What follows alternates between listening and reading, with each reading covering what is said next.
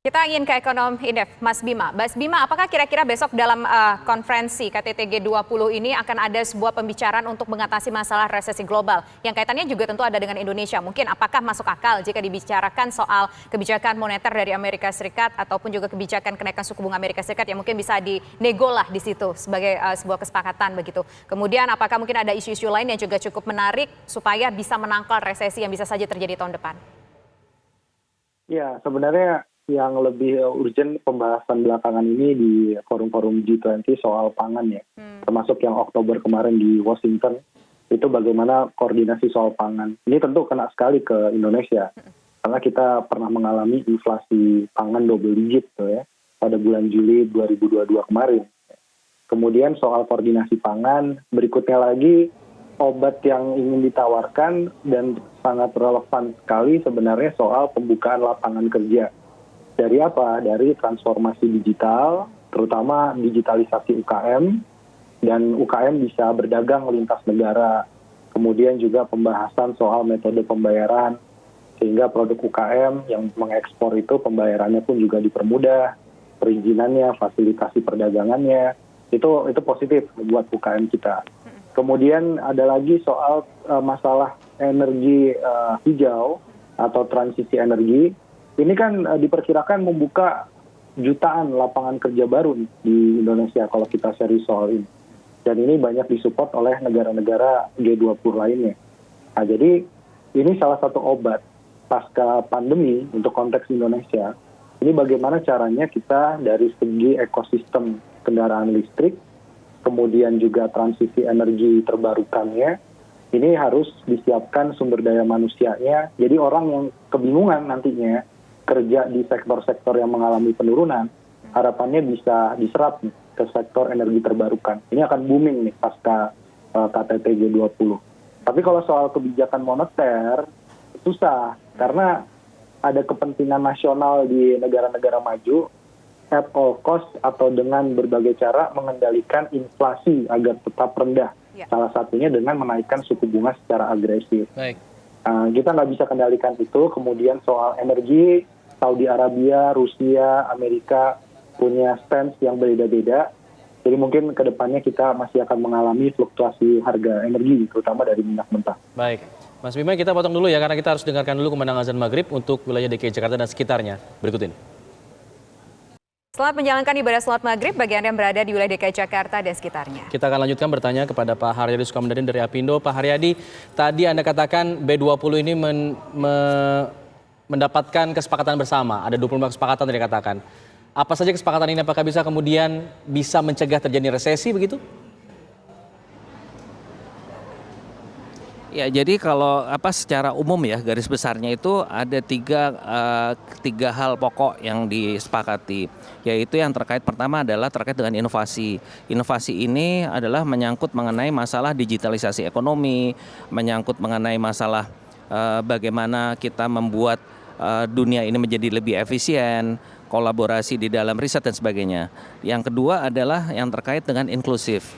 Inklusif di sini adalah bagaimana kita bisa mengoptimalkan peran daripada UMKM dan juga pemberdayaan peran wanita dan juga kelompok-kelompok yang dipandang lemah ya, itu juga bisa didorong untuk lebih berjalan lebih optimal dan lebih maju.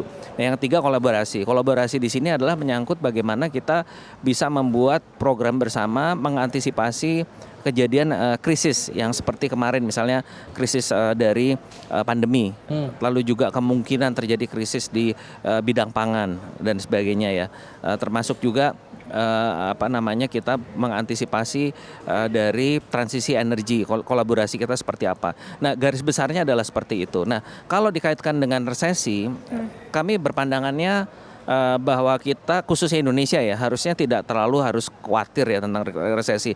Bukannya kita mendahului keadaan yang akan datang ya, tapi resesi itu kan adalah kalau 2 kuartal pertumbuhannya negatif. Nah, kita ini kan trennya positif terus dan itu saat ini pun kalau yang bermasalah lebih kepada yang ekspor. sektor ekspor betul memang problem karena terjadi penurunan permintaan gitu. Tapi kalau yang lain-lain kan masih tumbuh. Jadi kami ingin memberikan tone yang lebih positif lah, lebih optimis untuk kita. Karena kalau kita selalu dibayang-bayangi ketakutan-ketakutan mulu ya gimana kita mau jalan. Padahal ini semua masih berjalan. Masalah energi ya satu sisi emang kita akan mengalami ketidakstabilan harga. Tapi kan kembali lagi kalau kita memberikan policy yang tepat, subsidi yang tepat, iya sebenarnya nggak apa-apa juga gitu loh. Artinya kita tetap bisa kelola. Dan Indonesia saya yakin insya Allah sih tidak akan lah kalau sampai resesi. Demikian Mbak. Oke, baik. Nah saya ingin ke Mas Bima. Mas Bima kita tahu bahwa G20 ini tentu mengeluarkan modal yang cukup besar sebagai tuan rumah. Tapi tidak bisa kita pungkiri bahwa banyak sekali UMKM yang ikut terlibat di sana. Ini salah satu dampak positifnya dari pelaksanaan UMKM. Tapi setelah nanti acara ini sudah selesai, 3 hari ini sudah selesai, apakah mungkin ada dampak positif lainnya yang bisa dirasakan Indonesia dari segi ekonomi dan juga masyarakat Indonesia? Mas Bima, menurut Anda? Ya, saya pikir kalau dampak hotel terisi, kemudian juga transportasi, tiket pesawat ya selama event G20 itu cukup meningkat gitu ya. Itu kan sebenarnya dampak sampingan. Tapi fokus yang paling utama adalah dampak utamanya justru. Dampak utamanya apa? Misalnya banyak sekali MOU yang dibuat ya, terutama juga pelaku usaha, BUMN juga pemerintah misalnya terkait dengan proyeksi investasi. Bahkan kan dalam beberapa event seperti tadi ya ada Elon Musk misalnya. Ya itu kan follow up-nya yang paling penting. Selama ini kalau berkaca dengan beberapa forum-forum internasional, ada IMF World Bank tahun 2018, ya selalu sama. Bagaimana sih follow up dari kesepakatan di dalam forum internasional itu, dari segi perizinannya, tim teknisnya, pemerintah daerahnya, sehingga yang paling penting itu pasca event kok. Pasca event ini follow up-nya jangan sampai komitmen hanya komitmen. Tapi memang betul-betul menjadikan realisasi, contohnya investasi. Karena investasi ini kan 28% dari total ekonomi. Jadi ya harusnya bisa direalisasikan. Kalau ada komitmen transisi energi ya betul-betul serius ke sana gitu ya. Jangan bangun PLTU baru misalnya di kawasan industri, tapi yang didorong adalah energi terbarukannya. Nah, itu juga kemudian kalau ada Tiongkok, mumpung ada Tiongkok datang, ya bagaimana hilirisasi penuh soal nikel.